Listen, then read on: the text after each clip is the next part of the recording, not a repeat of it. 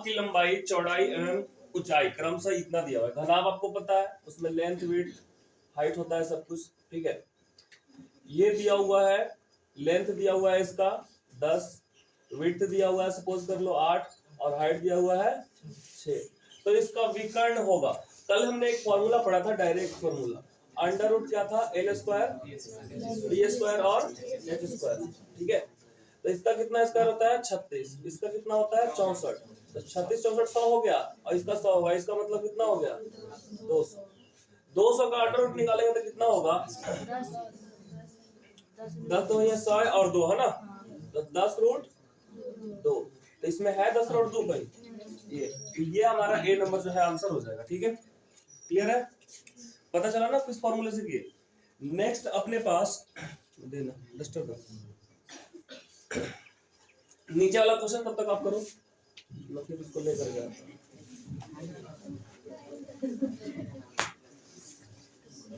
पीछे से कोई बचा जाएगा, दूसरा मार्कर लेकर का, फिर से मिटाने में दिक्कत हो रहा है। जाओ मार्कर लेकर जाओ ऑफिस से।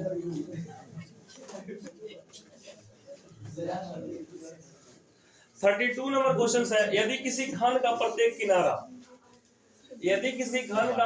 किनारा L है ना, L है कि 1 इकाई, L इकाई है, तो किनारा जो है वो दे दिया है किसके L, तो उसका संपूर्ण पृष्ठ का क्षेत्रफल क्या होगा। तो किसका घन है ना, तो घन का क्या होता है संपूर्ण पृष्ठीय क्षेत्रफल 6 टाइम्स a स्क्वायर, और a की जगह पे क्या रखना है L स्क्वायर। वो L है कि F है, वहां पे आंसर में F लिखा हुआ है ना,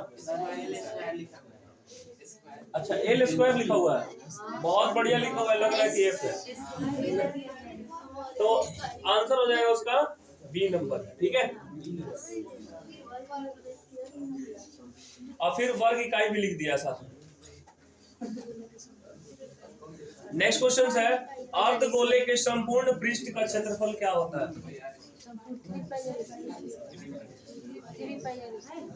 अर्धगोले का, तो अर्धगोला कैसा होता है, देखिए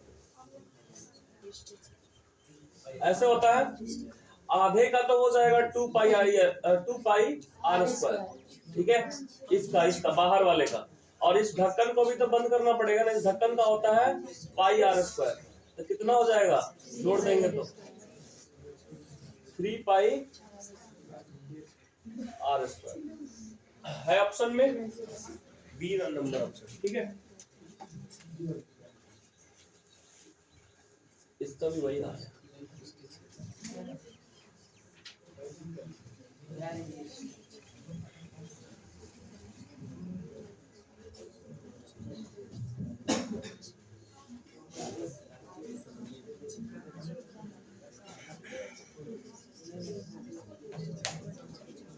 नेक्स्ट 34 नंबर क्वेश्चन, ट्राई करते रहना नीचे वाला भी। ये है, एक घन का आयतन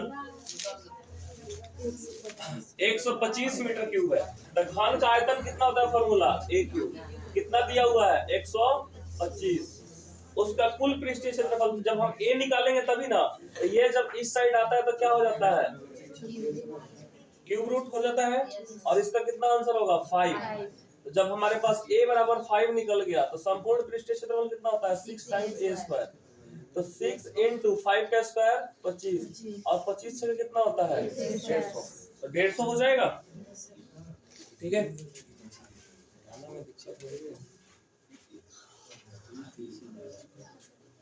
अब थोड़ा जल्दी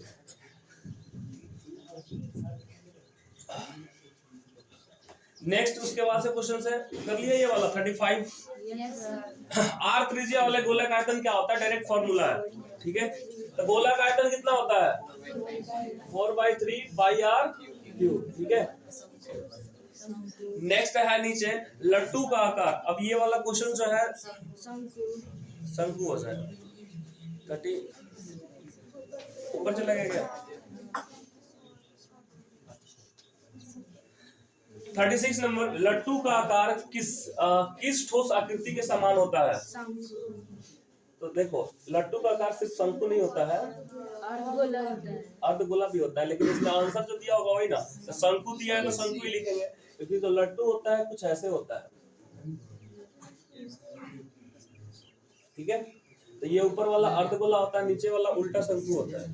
तो जब दिया है अपने पास, अगर दोनों दिया रहता अर्धगोला प्लस में शंकु तो वो टिक करते, बट सिर्फ शंकु दिया है तो शंकु को टिक कर देंगे, ठीक है।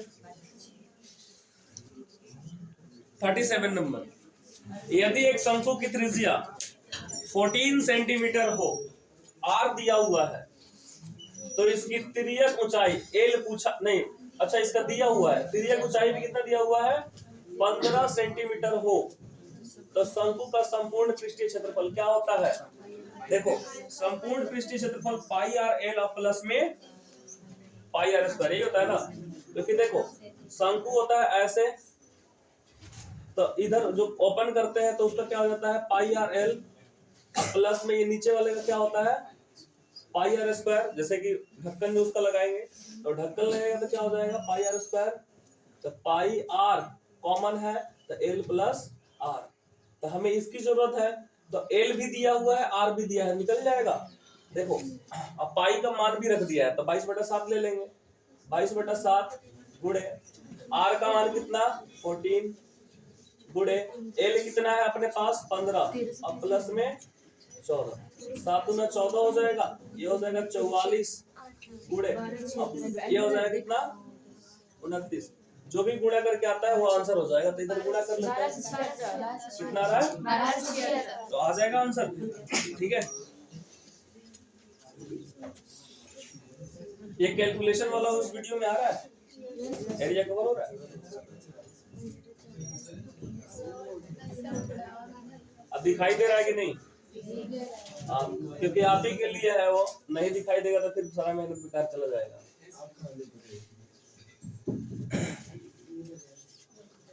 38 हो गया किसी का? एक अर्धगोले का आयतन दिया हुआ है, अर्धगोला का आयतन कितना होता है बताइए? पूरे का गोला का आयतन कितना होता है 4/3 होता है ना, पाई आर क्यूब। तो अर्धगोला का इसमें आप हाफ कर दीजिए तो 4 है तो कितना हो जाएगा 2 हो जाएगा, है ना अर्धगोले का आयतन। और वो दिया हुआ है, कितना दिया हुआ है 19,404 दिया है, 19,404 ये दिया हुआ है। तो कह रहा है कि अर्धगोले का कुल क्षेत्रफल, अर्धगोले का कुल, यहाँ पे पृष्ठीय क्षेत्रफल पूछना चाहिए, है ना, सिर्फ क्या पूछ रहा है कुल क्षेत्रफल। तो आप ये समझिए कुल पृष्ठीय क्षेत्रफल पूछा है, कुल पृष्ठीय क्षेत्रफल कितना होता है? अभी अभी देखा था 3 पाई आर स्क्वायर, यही था ना। तो 3 पाई आर स्क्वायर की निकालने के लिए किसकी जरूरत है आर की। इसका मतलब यहाँ पे हमें क्या निकालना पड़ेगा आर का मान। आर का मान निकालने के लिए लास्ट में यहाँ पे 4 है, तो कोई भी सम संख्या होता है तो 2 से विभाजित हो जाता है। इसको पहले विभाजित करें, कितना हो जाएगा 9 दूनी 18, 1 बचेगा 7 दूना 14, 0 और 2 ये कट गया। क्या ये 3 से कटेगा कि नहीं कटेगा? तो अभी तो नहीं कट रहा है शायद, इसको ऐसे कर लेते हैं हम 1/3, इसके बदले में 22/7 आर का क्यूब इक्वल टू 9,702। इधर आर क्यूब रखेंगे, बाकी को हम भेज देंगे दूसरे साइड, ये हो जाएगा 9,702, 3 जो है गुणे में आ जाएगा, 7 भी गुणे में आ जाएगा नीचे है तो, अब बट्टे में आ जाएगा 22। और इसका जो है फैक्टर करके कैंसिल आउट करना होगा आपको। इसका फैक्टर अगर करना चाहते हो तो कर लो, 9702 का फैक्टर, पहले तो 2 से लास्ट में 2 है तो 2 से हो जाएगा, तो 2 चौका 8, यहाँ पे बचा 1 17, 2 8 16, फिर 10 5 1। अब ये लास्ट में 1 आ गया, किससे विभाजित हो सकता है? ये पहले 3 से होगा कि नहीं? तो 4 8 12 आ गया आंसर, 4 8 12 5 17 और 1 18, 3 से हो जाएगा। तो 3 एकम 3, 3 छक 18, 3 एकम 3, 2 बचेगा 7 त्रिका 21। फिर इसको जोड़ते हैं, देखते हैं लास्ट में 7 है, 7 1 8 6 13 और 1 14, 7 से ये कटेगा शायद नहीं, 7 से नहीं, 3 से नहीं कटेगा, 6 1 7 8 7 15 हो जाएगा 3 से, 3 बचे 15, 1 आ जाएगा तो 11 हो जाएगा, तो 3 त्रिका 9, फिर 2 आ जाएगा 3 और 27। फिर से इसको करते हैं 5 3 8 और 9 कितना होता है 17, तो 9 8 17, अब तो 3 से नहीं कटेगा ये। फिर इसको 3 से नहीं कटेगा, लास्ट का 2 डिजिट जो है 4 से भाग नहीं हो रहा तो 4 से भी नहीं कटेगा, तीनों डिजिट 8 से नहीं कटेगा, जोड़ने पे 5 3 8 17, 17 नहीं कटेगा, तो अभी किससे कटेगा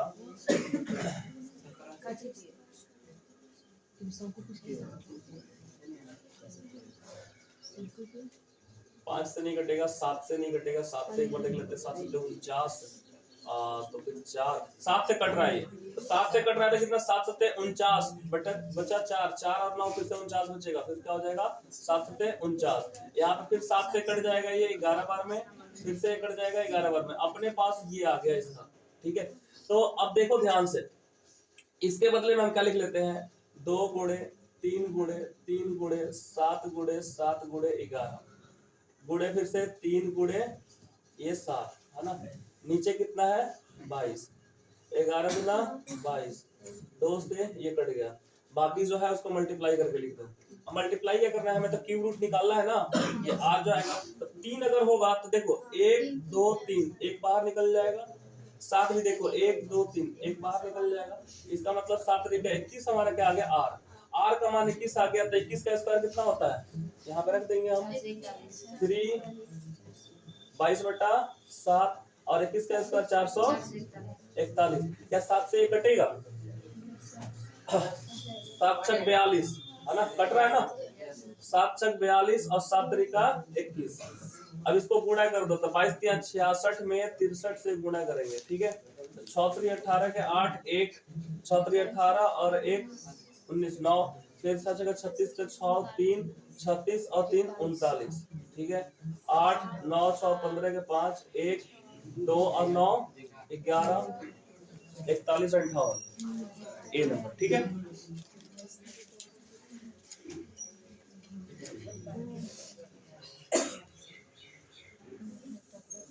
नेक्स्ट क्वेश्चन 39 नंबर, तब तक करो आप।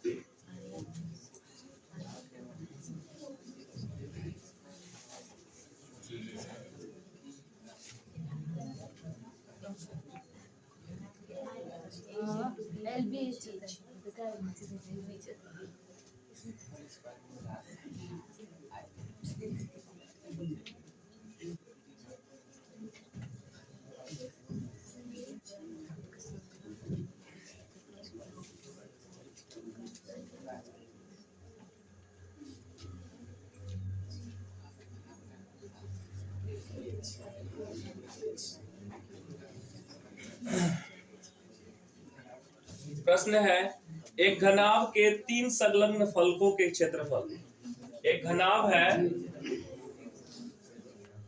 और उनके संलग्न, तो हमारे पास एक घनाभ में कितने फलक होते हैं, फलक मतलब फेस 6 होते हैं, तो 6 में से क्या होता है, अगर हम यहाँ पे घनाभ बना रहे हैं तो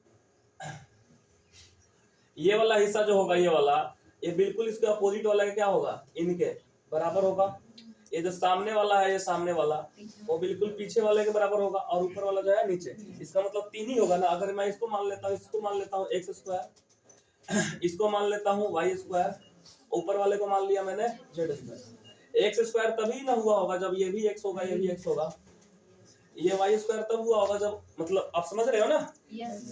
तो हमें इसका क्षेत्रफल दिया हुआ है, इसका क्षेत्रफल दिया हुआ है, ऊपर वाले का क्षेत्रफल दिया हुआ है, तो उसका आयतन बराबर होगा, उसका आयतन निकालना है। आयतन के लिए क्या होता है, LBH होता है ना फॉर्मूला, तो डायरेक्ट हो जाएगा x y z, क्योंकि देखो इसका साइड हमें क्या मिल गया x, यहाँ से क्या मिल गया y, और यहाँ से क्या मिल गया z, क्योंकि x स्क्वायर है तो कहीं ना कहीं x इंटू x हुआ होगा, तभी x स्क्वायर हुआ होगा, इसका मतलब साइड कितना हो गया x, यहाँ से हमें मिला y और यहाँ से मिला हमें z, क्या हो जाएगा x y z। ठीक है, 40 नंबर करो।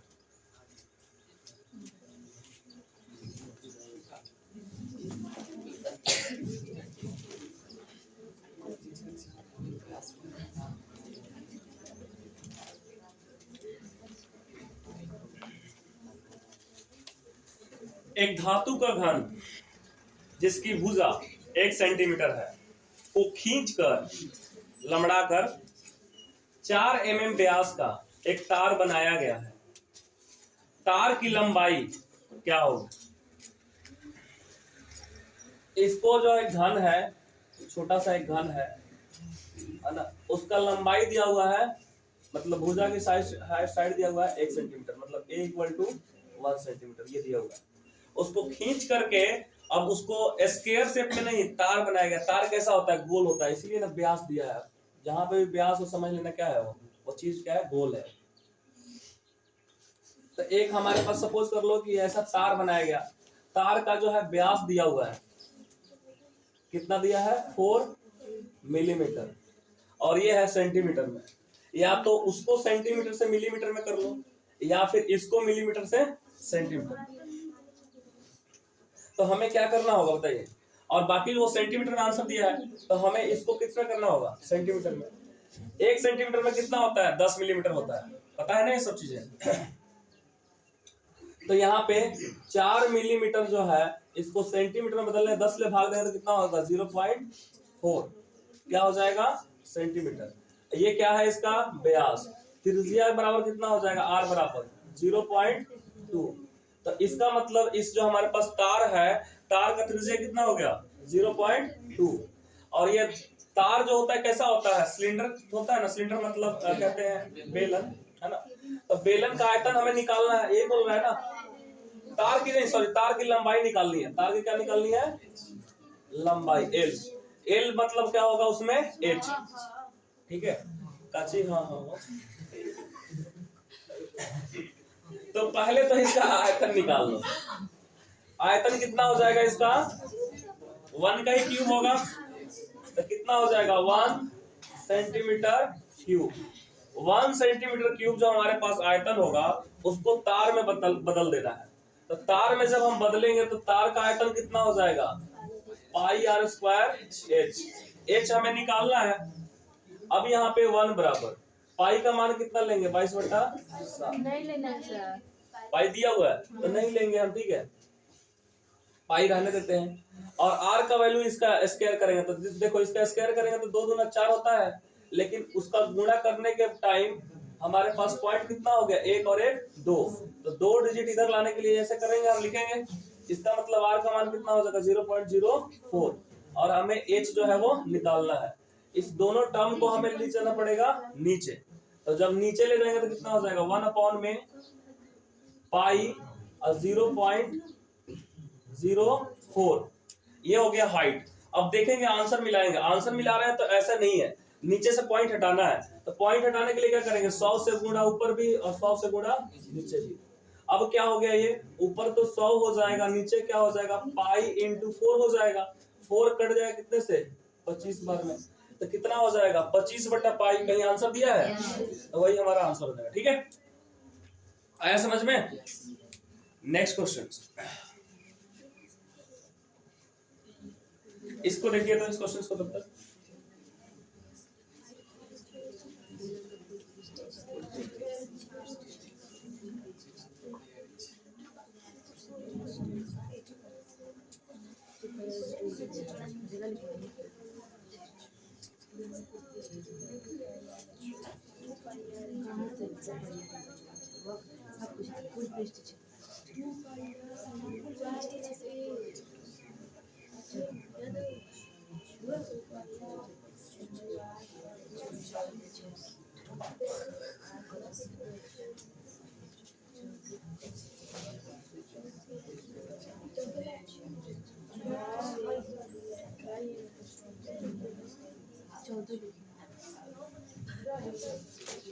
बन गया? क्वेश्चंस क्या है? एक बेलन का व्यास दिया हुआ है, मतलब व्यास दिया है तो उसका क्या हो जाएगा? त्रिज्या हो जाएगा कितना? 14। फिर कह रहा है उसकी ऊंचाई दी हुई है 20। बेलन का कुल पृष्ठीय क्षेत्रफल। आपको पता है कि बेलन को जब हम ऐसे होता है बेलन, उसको हम जब कट करते हैं, उसको फैलाते हैं तो कुछ ऐसे दिखाई देता है, ऐसे दिखाई देता है, और ऊपर वाला ढक्कन वैसे ही रह जाएगा ऐसे। इसका जो हाइट होता है और ये जो होता है गोलाकार, ये कितना होता है? 2πr होता है। इसलिए इस जो क्षेत्र है इसका क्षेत्रफल होता है 2πrh। प्लस में क्या जोड़ना होता है? इसको और इसको। इसका एरिया कितना होता है? πr²। नीचे वाले का भी कितना होता है? πr²। जुड़ता है तो कितना हो जाता है? 2πr²।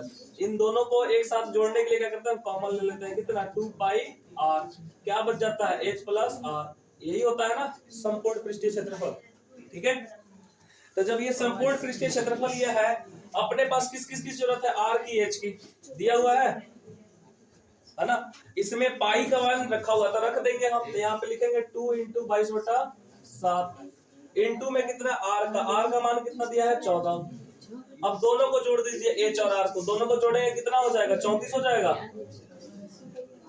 कितना हो जाएगा, 7 दूनी 14, 22 दूना 44, 44 दूना 88 गुणे 34, गुणा करके देखो कितना आ रहा है आंसर। ठीक है,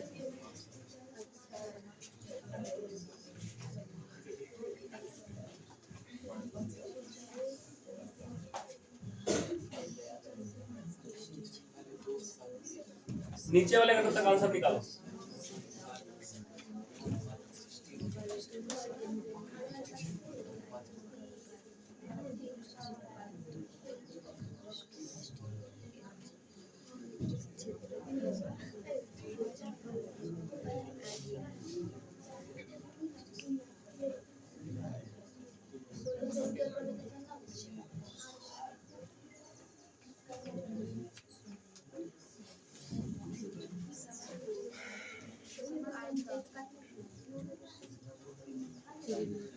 एक बेलन का आयतन, ये वाला हो गया ना, नीचे वाला।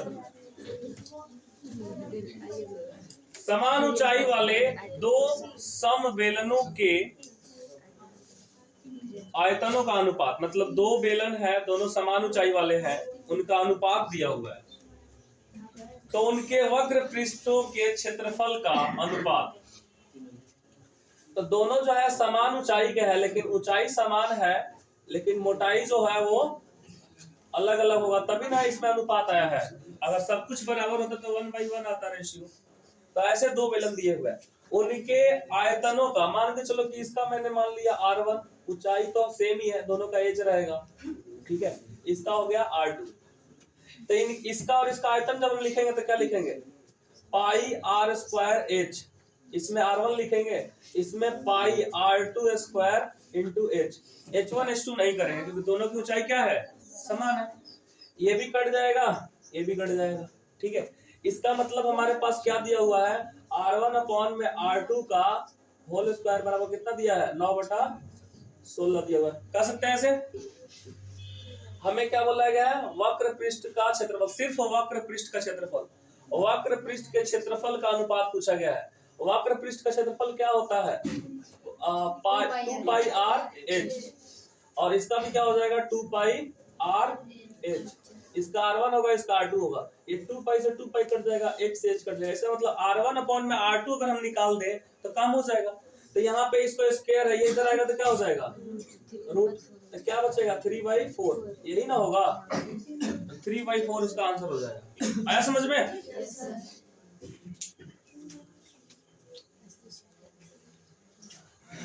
43 नंबर इसका देखिए अब,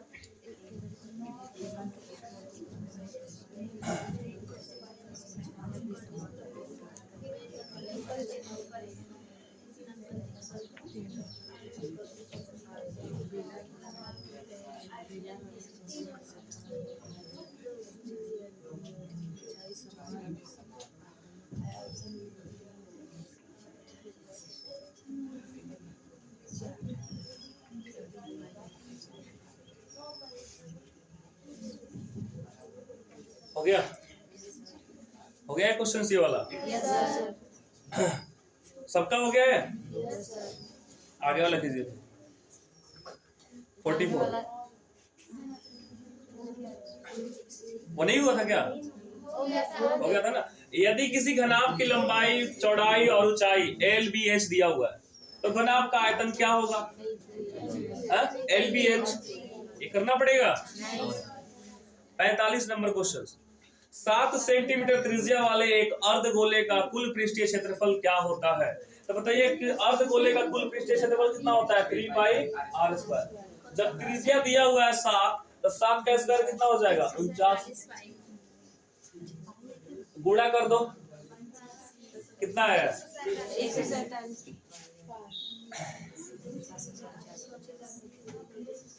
46, इसका करो।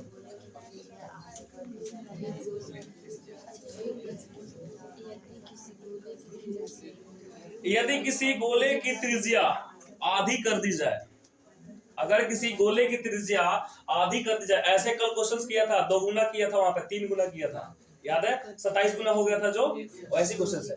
यदि किसी गोले की त्रिज्या आधी कर दी जाती है तो क्या लिखा है, मूल, अच्छा ये मूल है, भूल हो गया। मूल गोला मतलब जो पहले था आर जो था, मूल गोला और नया जो गोला का आयतन का अनुपात क्या होगा। तो सपोज कीजिए कि हमारे पास जो मूल गोला है उसका त्रिज्या आर ही है, और जो नया है, नया वाले का क्या हो जाएगा, r/2, मतलब उसका आधा हो जाएगा। तो अब इनका आयतन, इनका आयतन, तो इसका जब हम आयतन लेंगे गोले का, क्या लिखेंगे, गोले का आयतन क्या होता है 4/3 पाई r क्यूब, ठीक है, और ये भी हो जाएगा 4/3 पाई, और r का क्यूब कितना हो जाएगा, r/2 का क्यूब, ये सब कट जाएगा। अब देखिए यहाँ पे r क्यूब नीचे कुछ नहीं तो 1 है, इसके नीचे देखो क्या है, r का क्यूब और 2 का क्यूब कितना हो जाएगा 8, ये r का क्यूब अपॉन में 1, ये चला जाएगा ऊपर 8 और नीचे चला जाएगा r क्यूब, कट गया, कितना हो गया 8:1, ठीक है। और इसी तरह से आप घर जाएंगे, अभी तो पढ़ाएंगे।